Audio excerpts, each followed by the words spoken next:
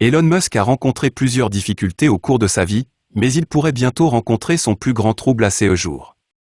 Il s'en prend peut-être sur Twitter au système mis en place pour évaluer la durabilité ou l'investissement d'une entreprise après que Tesla ait été écarté de l'indice ESG du S&P 500. Il a ensuite dénoncé Klaus Schwab et le Forum économique mondial. Et les choses ont empiré. Dans le cadre de la mise à jour annuelle de la liste, Tesla a été retiré de l'indice ESG du S&P 500. Même le géant du pétrole et du gaz ExxonMobil figurait sur la liste, aux côtés d'entreprises comme Apple, Microsoft, Amazon et d'autres. Fondé sur des informations relatives aux questions environnementales, sociales et de gouvernance, l'indice ESG du S&P 500 classe les entreprises et les conseille efficacement aux investisseurs. La 51e réunion annuelle du Forum économique mondial, à laquelle participent plus de 2000 personnes parmi les plus influentes du monde, s'est tenue en mai à Davos, en Suisse.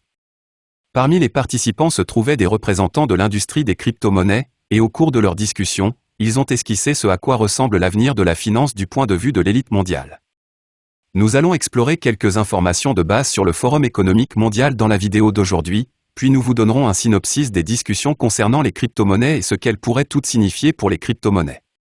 Pour que nous soyons sur la même longueur d'onde, voici ce que vous devez savoir sur le Forum économique mondial, si ce n'est déjà fait. Le Forum économique mondial ou WEF, comme je l'appellerai à partir de maintenant, est une organisation internationale dont le siège est en Suisse. Klaus Schwab, un ingénieur, économiste et professeur d'université allemand qui a créé le WEF en 1971, l'a initialement envisagé comme un club pour les hommes d'affaires européens. Parce qu'il regroupe la quasi-totalité des hommes d'affaires, des hommes politiques, des entreprises et des ONG les plus influents du monde, le WEF est devenu l'une des organisations les plus influentes au monde. Selon son site web, l'objectif du WEF est d'influencer les agendas régionaux et industriels mondiaux. Le WEF y parvient en apportant son soutien aux personnes et aux organisations qui font avancer les objectifs de l'organisation et en organisant des réunions annuelles où ces personnes et ces organisations peuvent discuter de ces agendas. Klaus, qui dirige le groupe en tant que président depuis sa fondation, est principalement responsable des programmes et des discussions lors des réunions du WEF. La grande réinitialisation est le concept le plus connu de Klaus, qu'il a expliqué en détail dans son livre 2020, devenu très populaire après la publication par le WEF d'un bref essai sur Twitter expliquant comment ne rien posséder et être heureux en 2030. Les membres du WEF seront ravis et détiendront tout. Quoi qu'il en soit, l'idée la plus pertinente pour cette vidéo est le capitalisme des parties prenantes, et Klaus a déclaré dans des interviews et des discours que les parties prenantes en question sont, bien sûr, les membres du WEF. Le capitalisme des parties prenantes était le thème de la réunion de Davos du WEF en 2020, et la grande réinitialisation était le thème de la conférence de 2021, qui s'est tenue virtuellement en raison de la pandémie. Le thème de la réunion de cette année était « L'histoire à un tournant, politique gouvernementale et stratégie commerciale ». En d'autres termes, comment profiter de tout ce chaos pour prendre davantage le contrôle. La réunion de Davos de cette année était initialement prévue en janvier, comme le veut la norme, mais elle a été reportée au mois de mai en raison de la pandémie. La première discussion critique du WEF mettait en scène Jérémy Allaire, PDG de Circle, et Brad Garlinghouse, PDG de Ripple. En effet, la table ronde sur le rôle des monnaies numériques dans les transferts de fonds ressemblait davantage à une compétition entre Jérémy et Brad à propos de Circle et Ripple. Comme vous le savez peut-être, Circle est la société qui émet l'USDC stablecoin, et Ripple est la société derrière la crypto-monnaie XRP. Avant de considérer l'emportement d'Elon, explorons la prise de bec entre Jérémy et Brad. Elle s'est produite après que Jérémy a expliqué que les crypto-monnaies devaient rester sans permission, y compris l'USDC. Au cas où vous ne sauriez pas ce que permissionless signifie. Cela signifie que vous n'avez pas besoin de demander la permission à qui que ce soit pour utiliser une crypto-monnaie, il n'y a pas de société, pas de gouvernement.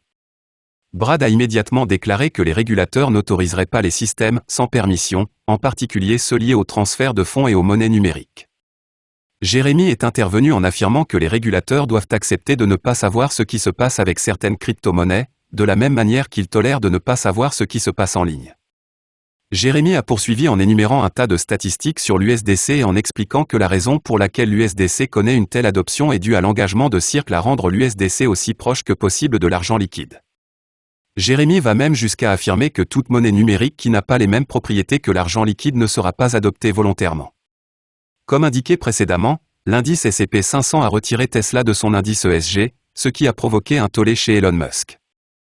L'indice a été mis à jour plus tôt en mai, et une porte-parole de l'indice a expliqué pourquoi dans un billet de blog. Elle a déclaré que l'absence de stratégie à faible émission de carbone et de code de conduite des affaires de Tesla, ainsi que le racisme et les terribles conditions de travail enregistrées dans l'usine Tesla de Fremont, en Californie, ont eu un impact sur la note. La gestion par Tesla d'une enquête de la National Highway Transportation Safety Administration a également eu un impact sur sa note. Alors que l'objectif déclaré de Tesla est d'accélérer la transition du monde vers les énergies renouvelables, l'entreprise a conclu un accord avec l'EPA en février de cette année après des années d'infraction à la loi sur la qualité de l'air et de défaut de mesure de ses émissions. L'année dernière, Tesla s'est classé au 22e rang de l'indice des 100 pollueurs atmosphériques les plus toxiques établi par l'Institut de recherche en économie politique de l'Université de Massachusetts, UMass-Amherst, derrière ExxonMobil, classé 26e. L'indice est basé sur les données de 2019, qui sont les dernières disponibles.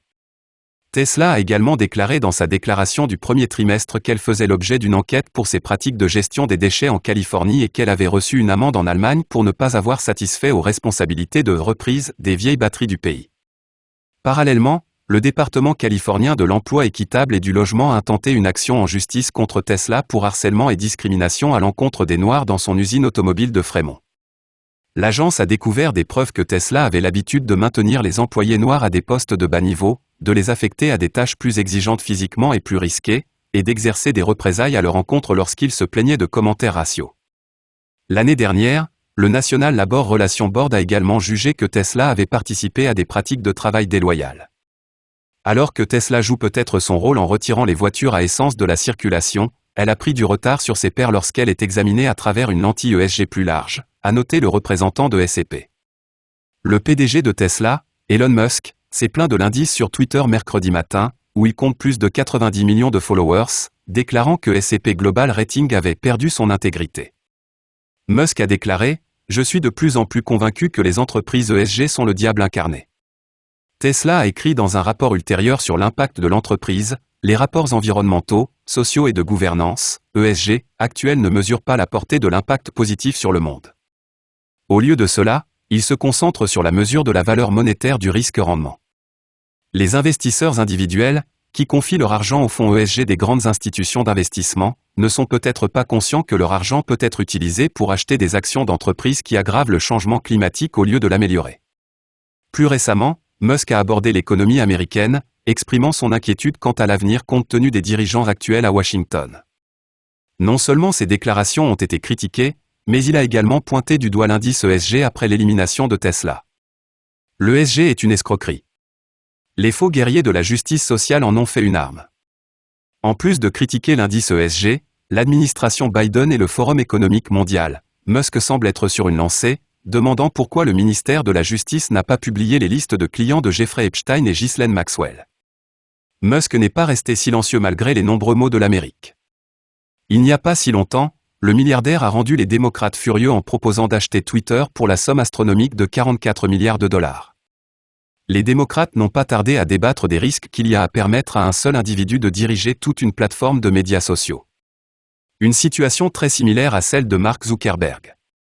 Le discours de Musk au Forum économique mondial de Davos, en Suisse, témoigne de sa vision de l'avenir du monde. Il soutient que l'avenir de l'humanité est étroitement lié à la fin du monde. Nous devons développer des sources d'énergie durables et découvrir des méthodes pour vivre en paix avec la nature. La grande question est de savoir ce que la réunion du WEF à Davos signifie pour la crypto-monnaie. En résumé, il semble que la crypto ne soit toujours pas prise au sérieux par l'élite mondiale, ce qui est une bonne nouvelle. Plus longtemps la crypto restera sous leur radar, mieux ce sera. Car une fois que son adoption sera exponentielle, il n'y aura rien qu'ils puissent faire pour l'arrêter. Cela dit, il est impératif de savoir pourquoi quelques rares entreprises et personnalités de la crypto semblent encore s'aligner sur le WEF. Il est plus que probable que ces personnalités et entreprises de crypto ne font que jouer le jeu pour s'assurer que la crypto ne devienne pas l'ennemi public numéro 1 aux yeux des soi-disant parties prenantes. Plus important encore, il semble que la personne moyenne soit en train de comprendre ce qui se passe au WEF, ce qui a conduit à un effondrement de la confiance dans les institutions qui y sont affiliées, comme le montrent les commentaires de Klaus Schwab lors de la précédente réunion de Davos en 2022. Vos réflexions vont-elles dans le même sens ? Faites-nous part de vos opinions dans la section des commentaires. Assurez-vous de cliquer sur les boutons abonnement et cloche.